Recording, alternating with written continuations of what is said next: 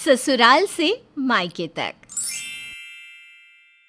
खुशबू घर का सारा काम खत्म करके कमरे में कुछ देर आराम करने के लिए जाती है और इसी बीच उसकी आंख लग जाती है।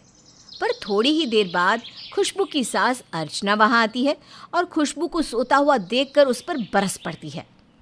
ये लो, एक मैं बूढ़ी से आवाज दे दे कर थक गई, पर यह महारानी अपनी नींद से बाहर नहीं आई। अरे ओ करम जली, शाम हो गई है, उठ जा, मुझ बुढ़िया को एक कप चाय मिलेगी भी या नहीं। अपनी सास की आवाज़ सुनकर खुशबू हड़बड़ाते हुए उठती है और डरती हुए अपनी सास से कहती है, माफ़ करना माँ जी, आज तबीयत कुछ ठीक नहीं थी ना, इसलिए आँख लग गई। बहू, तेरी तबीयत ठीक ही कब रहती है? हर 2 से 3 दिन बाद तुझे तो अपनी माँ का चेहरा देखना होता है।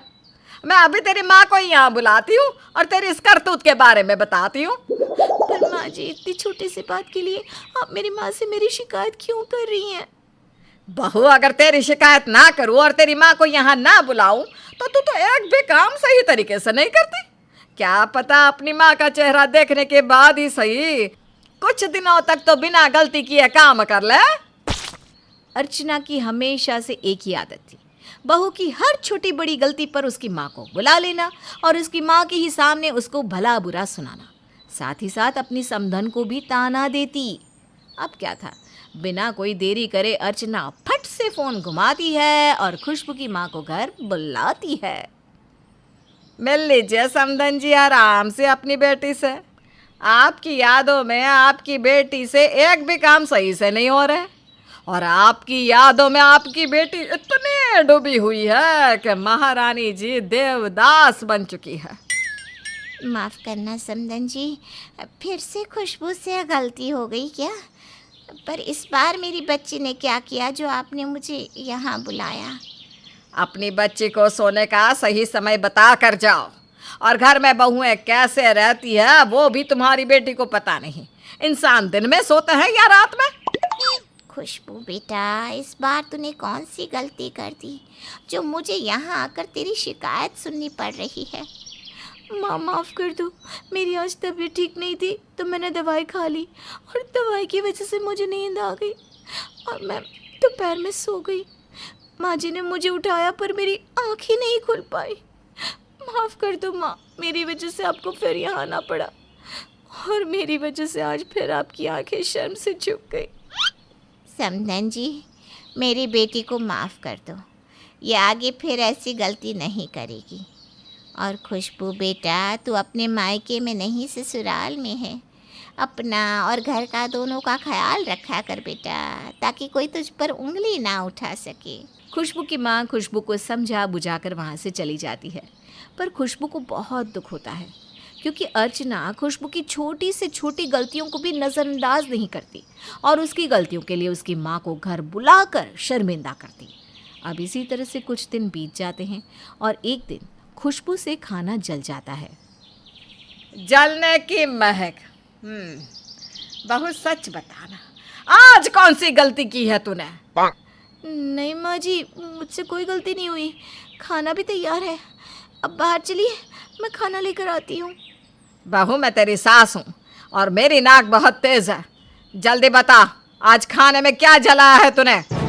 अर्चना के पूछने पर भी खुशबू कोई जवाब नहीं देती, जिसके बाद अर्चना खुशबू को साइड करके रसोई की तलाशी लेने लगती है और वो डस्टबिन में जले हुए चावल देख लेती है। आज मेरी प्यारी बहू ने चावल जला दिए।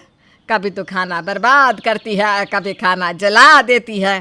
तुझे क्या लगता है हम बहुत अमीर हैं जो हमेशा खाने की बर्बादी करते हैं?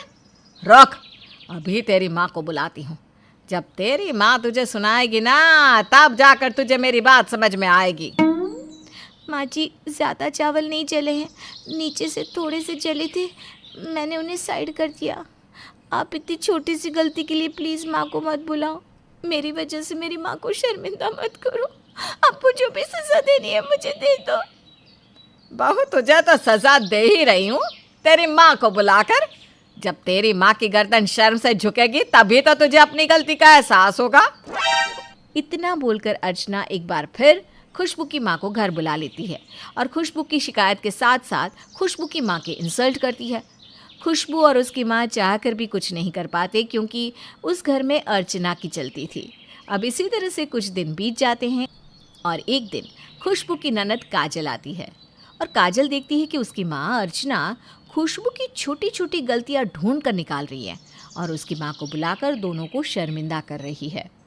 अब क्या करोगे समधन जी? मेरी बेटी बेचारी 2 ही दिन के लिए मायके आई है और आपकी बेटी के अंदर इतना जलन पैदा हो गया कि उसने मेरी बेटी के कपड़े जला दिए। अरे आखिर क्या सिखाकर भेजा है आपने अपनी बेटी को? कुछ नहीं सिखाया आपने। माँ मैं सच कह रही हूँ, मैंने जानबूझकर कपड़े नहीं जलाए। मैं नहीं जानती कैसे दीदी के कपड़े जल गए। कैसे विश्वास करूं मैं तेरी बात पर खुशबू बेटा। हर 3 से 4 दिन के अंदर तू कोई ना कोई गलती करती है और मुझे शर्मिंदा कर देती है। अब तो मुझे खुद पर गुस्सा आने लगा है। तुझ जैसी बेटी को जन्म देकर आखिर तुझसे इतनी गलतियां कैसे हो जाती है? तो कोई काम ढंग से क्यों नहीं करती? इस बार खुशबू की माँ खुशबू को बहुत सुनाती है। ये देखकर अर्चना के दिल को शांति मिलती है। अपनी माँ के चेहरे की मुस्कान देखकर काजल को अपनी भाभी के लिए बहुत बुरा लगता है और वो बिना कुछ कहे अपने ससुराल चली जाती है। काजल के ससुराल जाते ही अगले दिन अर्चना के पास काजल की सास सुमन का फ़ोन आता है। अर्चना समधन जी, मैंने कभी आपकी बेटी की शिकायत नहीं की, पर आज मुझे करनी पड़ रही है। आखिर मैं आपकी बेटी की गलतियों को कब तक नज़रअंदाज करूं? आप यहाँ आ जाओ और अपनी बेटी की करतूत देखो। अरे समधन जी, मेरी बेटी तो सर्वगुण संपन्न है।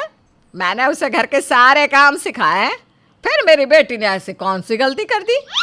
हर माँ को यही लगता है कि उन्होंने अपनी बेटी को सब सिखाया है, पर अफसोस सास बहू की गलती निकाल ही लेती है। अब आप जल्दी से यहाँ आ जाओ और खुद ही देख लो। सुमन के बुलाने पर अर्चना काजल के ससुराल जाती है और जैसे ही वो पहुंचती है, काजल की सास जला हुआ खाना, जले हुए कपड़े और घर की कुछ टूटी चीज़ें लाकर अर्चना के सामने रख देती है और काजल की शिकायत करने लगती है। ये सब देख रही हैं आप? ये सारा नुकसान आपकी बेटी ने किया है। बहुत सी ऐसी चीज़ें हैं जिसका तो प्रूफ भी नहीं है मेरे पास।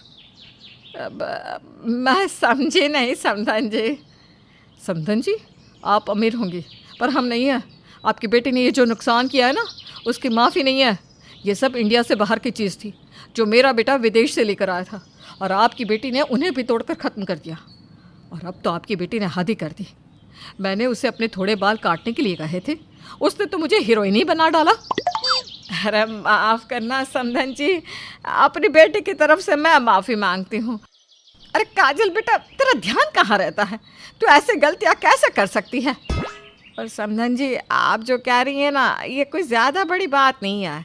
कभी कभी ना खाना जल जाता है और मेरी बेटी ने यह नुकसान जानबूझकर नहीं किया। आखिर उसके पति की ही तो कमाई से ये सब सामान आया था ना। माँ, जब आप मेरी इतनी बड़ी गलतियों को छोटी कह रही हैं, तो भाभी की छोटी सी गलती को बड़ी क्यों कहती हैं और हमेशा उनकी माँ को क्यों घर बुलाती हैं? जब आज आपको घर बुलाया गया तब आपको शर्मिंदगी हुई ना? सोचिए, जब आप भाभी की माँ को छोटी छोटी बात के लिए घर बुलाती है तो उन्हें कितनी शर्मिंदगी होती होंगी। और उस दिन मेरे कपड़े भाभी से नहीं बल्कि आपने जानबूझकर जलाए थे ताकि आप भाभी की माँ को घर बुलाकर शर्मिंदा कर सकें, है ना? माफ़ करना समधन जी, पर आपको यहाँ बुलाकर मैंने शर्मिंदा किया, पर आपके साथ ऐसा करना ज़रूरी था। बहू की कुछ गलतियों को माफ़ कर देना चाहिए, ना कि बिना गलती पर उनके घर वालों को घर बुलाकर उन्हें शर्मिंदा करें। काजल और उसकी सास की बात सुनकर अर्चना को अपनी की हुई हरकत पर अफसोस होता है, जिसके बाद वो इस तरह की हरकतें करना बंद कर देती है।